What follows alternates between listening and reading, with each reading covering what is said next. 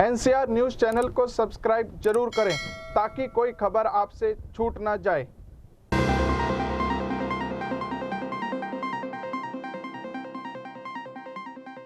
अब तक हम बात कर रहे थे हरियाणा के विकास कार्यों की। आइए अब हम बात करते हैं गुरुग्राम की। मैं आपको अनुरोध करूंगा कि दिल्ली मुंबई एक्सप्रेस हाईवे पर गुड़गांव जैसी 2-3 स्मार्ट सिटी आप तैयार करिए, बहुत पैसा मिलेगा। नहीं तो रोड हम बनाएंगे और माल ब्रीडर कमाएंगे।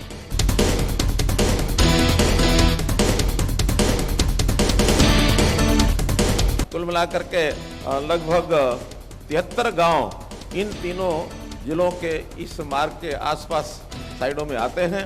इनको सबको इसका लाभ मिलेगा।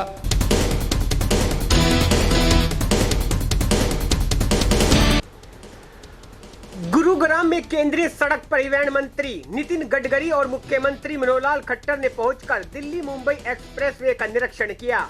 गुरुग्राम के अलीपुर से इस हाईवे की शुरुआत होगी और मुंबई तक यह एक्सप्रेसवे जाएगा, जिसकी लंबाई 1380 किलोमीटर की होगी और इसके निर्माण कार्य में कुल लागत 1 लाख करोड़ रुपए आएगी। दिल्ली से मुंबई के बीच 1380 किलोमीटर लंबा ग्रीनफील्ड एक्सप्रेसवे बनने जा रहा है। 1 लाख करोड़ रुपए की लागत से बन रहे इस एक्सप्रेसवे पर 350 किलोमीटर तक काम हो चुका है। अभी 8 लेन बनने जा रही है। इसके अलावा 4 लेन और बढ़ाए जाएंगे। ये चारों लेन सिर्फ इलेक्ट्रिक व्हीकल के लिए होंगे। यह देश का पहला एक्सप्रेसवे होगा जिस पर डेडिकेटेड इलेक्ट्रिक व्हीकल 4 लेन होगी। ग्रीनफील्ड एक्सप्रेसवे बनकर तैयार हो जाने से केवल समय ही नहीं बचाएगा बल्कि प्रदूषण भी कम होगा। एक्सप्रेसवे के किनारे नई औद्योगिक टाउनशिप और स्मार्ट सिटी बनाने का भी प्रस्ताव रखा गया है। इसका सर्वे जारी है। पूरे रूट पर 92 स्थानों पर इंटरवल पाल डेवलप किए जाएंगे। केंद्रीय मंत्री नितिन गडकरी और मुख्यमंत्री मनोहर लाल ने इस हाईवे का निरीक्षण किया और काफी देर तक अधिकारियों के साथ इस संबंध में चर्चा भी की। अगर आपने अभी तक हमारा चैनल सब्सक्राइब नहीं किया तो अभी सब्सक्राइब करें और बेल आइकॉन को क्लिक करके हमारी लेटेस्ट वीडियोस के बारे में अपडेट जानें। मैं आपको अनुरोध करूंगा कि दिल्ली मुंबई एक्सप्रेस हाईवे पर गुड़गांव जैसी 2-3 स्मार्ट सिटी आप तैयार करिए, बहुत पैसा मिलेगा। नहीं तो रोड हम बनाएंगे और माल बिल्डर कमाएंगे। तो मेरा आपसे अनुरोध है, नेता और बिल्डर पहले देखते हैं कि कहाँ से रोड जा रहा है, वहाँ जमीन खरीदते हैं। तो आप पहला काम करिए कि राज्य सरकार से ये जमीन खरीदी करिए जिसमें हम आपको सहयोग देंगे और जिससे गुड़गांव में भी बहुत अभी ट्रैफिक जाम होने लगा है, बहुत पॉपुलेशन ज़्यादा हो गई है। तो एक नई स्मार्ट सिटी बनाने से IT इंडस्ट्री वगैरह वहाँ जाएगी। मेरा विश्वास है कि मैं एक सपना देखता हूँ कि हमारे यहाँ, मैं अक्सर कहता था, मेरे ऑफिस में मैंने लिख कर रखा है कि American roads are not good because America is rich, but America is rich because American roads are good. ये जॉन केनेडी जी ने कहा था। रोड से प्रॉस्पेरिटी आती है, विकास होता है, और रोड बनाने के बाद जमीन की कीमतें बढ़ जाती है। मैं पत्रकार भाइयों, हमने किसानों को बाजार भाव से 1.5 गुना प्राइस दी है।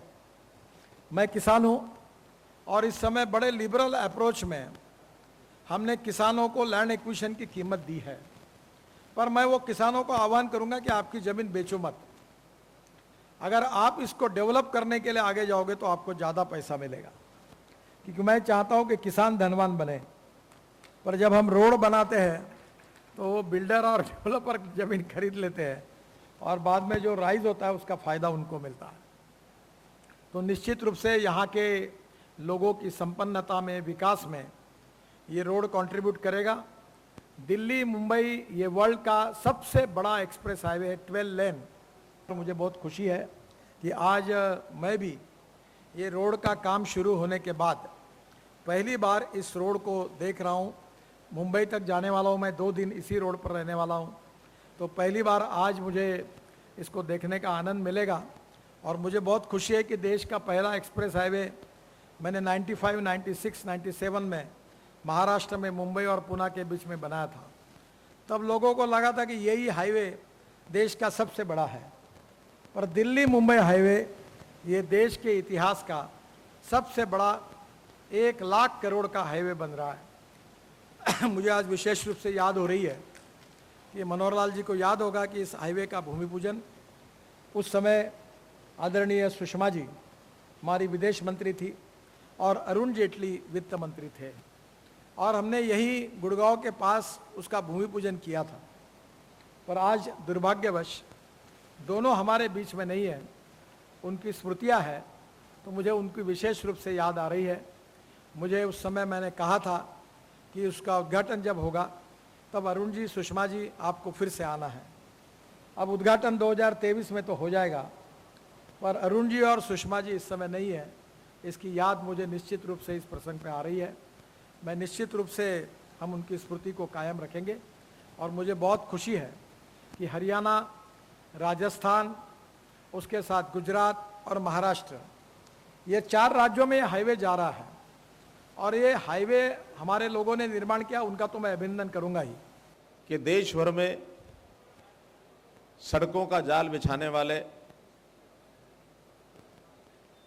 जो एक ऐसे यशस्वी, हमारे अनथक मेहनती हमारे केंद्रीय मंत्री, जिन्होंने सड़क मार्गों का जाल बिछा दिया, और आज भी उनकी ओर से हमेशा यही हमसे पूछा जाता है कि बताइए और कौन सी सड़क बनानी है।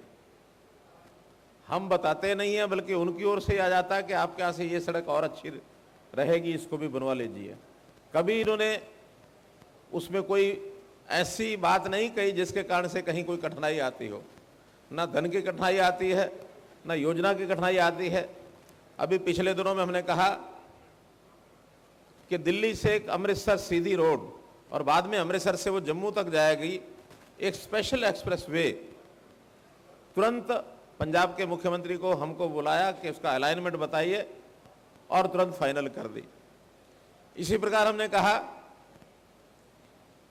कि हमारी कोई ईस्ट से वेस्ट, हरियाणा के बीचों बीच एक मार्ग हमको चाहिए जो पानीपत से शुरू होकर के और डबवाली तक जाए। इन्होंने उसी समय उसका फिजिबिलिटी उसके दिखवाई और तुरंत उसको मान लिया। जब भी कोई मार्ग हमने कहा है उसी समय आपने मान लिया है। अभी कितने ही हमारे राष्ट्रीय राजमार्ग बन रहे हैं, अंडर कंस्ट्रक्शन है, कितने ही आगे परसीविंग स्टेज में है।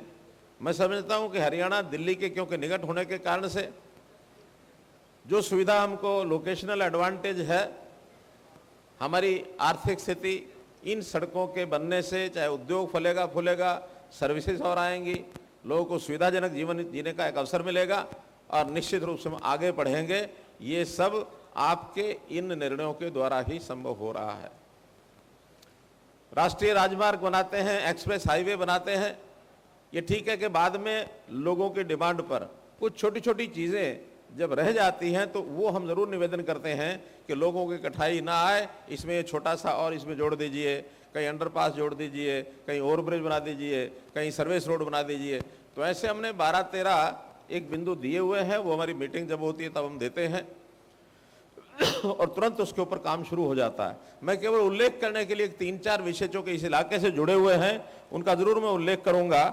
एक उसके अंदर दिल्ली आगरा नेशनल हाईवे 44 जो है उसमें एक अंडरपास बनना है जिससे बघौला की कनेक्टिविटी, जो हमारा ड्राई पोर्ट जोन है पृथला का, उसकी कनेक्टिविटी बन जाएगी। इसलिए एक अंडरपास वो जितना जल्दी बन सकेगा, हमको वो ड्राई पोर्ट बना करके उसको चालू करने में उसकी सुविधा होगी। इसी प्रकार हमारा जो नेशनल हाईवे 48 है, जयपुर रोड है, उसमें बिलासपुर चौक, कापड़ीवास के पास और बावल चौक नियर राठीवास बुड़का, ऐसे ये अंडरपास बनने हैं। ये अंडरपास बनने से लोगों को सुविधा होगी, यानी हाईवे के ऊपर एक्सीडेंट्स की जो संख्या है वो उसमें से कम होगी। इसी प्रकार पलवल अलीगढ़ नेशनल हाईवे और उसके ऊपर ईस्टर्न पेरिफेरल एक्सप्रेस हाईवे, ये दोनों एक दूसरे के ऊपर से यानी एक दूसरे को काट रहे हैं, लेकिन वहाँ उसका जो इंटरचेंज बनना है वो इंटरचेंज जब तक नहीं बनेगा तब तक एक मार्ग से दूसरे मार्ग का उपयोग करने वाले लोगों को वो कठिनाई आएगी, उनको लंबा रास्ता तय करना पड़ता है। उस इंटरचेंज को भी बनवाया जाए। गुरुग्राम से एनसीआर न्यूज के लिए एमी शर्मा की खास रिपोर्ट। इस वीडियो को ज़्यादा से ज़्यादा शेयर करें, चैनल को लाइक व सब्सक्राइब करें। नमस्कार।